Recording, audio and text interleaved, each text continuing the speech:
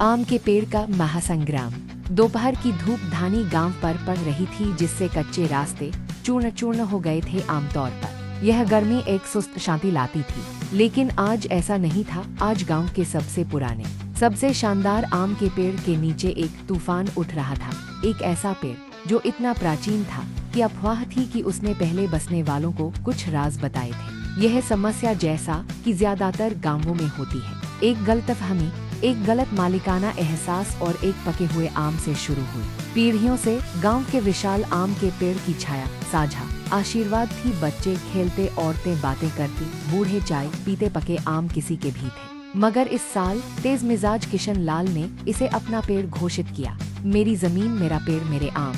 गांव वाले चुपचाप हंसते रहे। फिर गंगा राम आया, एक दुबला पतला आदमी जिसकी आंखों में चमक थी और जो खच्चर जैसा जिद्दी माना जाता था। दोपहर की झपकी के लिए गंगा राम की पसंदीदा जगह पे की सबसे छायादार शाखा के नीचे थी। वह भाग्यशाली क्षण तब आया जब एक खास तौर पर मोटा सुनहरा आम रस से लथपथ एक ऊंची शाखा से अलग होकर किशन लाल की प्रिय गाय लक्ष्मी और गंगा राम के खर्राटे लेते सिर के बीच एक हल्की सी आवाज के साथ गिरा। किशन लाल ने उस बेहतरीन आम को देखकर जोर से कहा, मेरा, यह मेरी जमीन पर गिरा। वह आगे बढ़ा और अपना अधिकार जताते हुए हाथ बढ़ाया। गंगा राम चौंक कर अचानक उठ बैठा। यह मेरे बगल में गिरा, पेड़ ने इसे सीधे मुझे दे दिया। किशन लाल के पहुंचने से पहले ही उसने आम छीन लिया। चोर, ये मेरा आम है। किशन लाल दहाड़ा, उसका चेहरा लाल हो गया। और इस तरह आम के पेड़ का महासंग्राम शुरू हो गया। अब बात सिर्फ आम की नहीं रही, बात थी अहंकार, सिद्धांत और गांव के अलिखित नियमों की। तुम मुझे चोर कहने की हिम्मत कैसे करोगे? मैं किशन लाल, जिसके पूर्वजों ने इसी गांव को बसाया था। किशन लाल ने अपनी छाती पीट ली। और मैं गंगा राम, जिसका परिवार तुम्हारे परदादा के धोती पहनने से पहले से ही इस पेड़ की दुष्ट बंदरों से रक्षा करता आया है। गंगा राम ने आश्चर्यजनक रूप से फुर्ती से पीछे हटते हुए जवाब दिया। उनकी आवाजें तेज होती गईं और पूरा गांव इकट्ठा हो गया।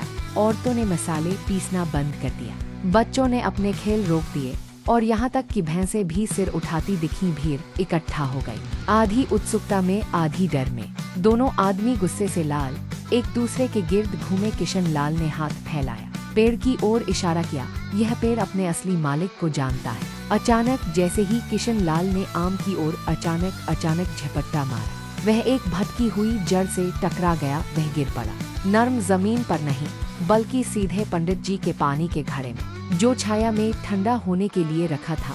पानी चारों तरफ फैल गया, जिससे किशन लाल सिर से पैर तक भीग गया। गंगा राम किशन लाल के अनजाने में नहाने से क्षण भर के लिए विचलित हुआ। विजयी स्वर में हाँ बोला, लेकिन खुशी के इस पल में कीमती आम उसकी मुट्ठी से फिसल गया। वह लुढ़का, गति पकड़ी और एक हल्की सी झपाक के साथ बुआ जी के ताज़ा मथे हुए मक्खन के बर्तन में एकदम सही जगह पर गिरा, जिससे वह सफेद मक्खन एक गूदेदार नारंगी रंग के ढेर में बदल गया। एक स्तब्ध सन्नाटा छा गया।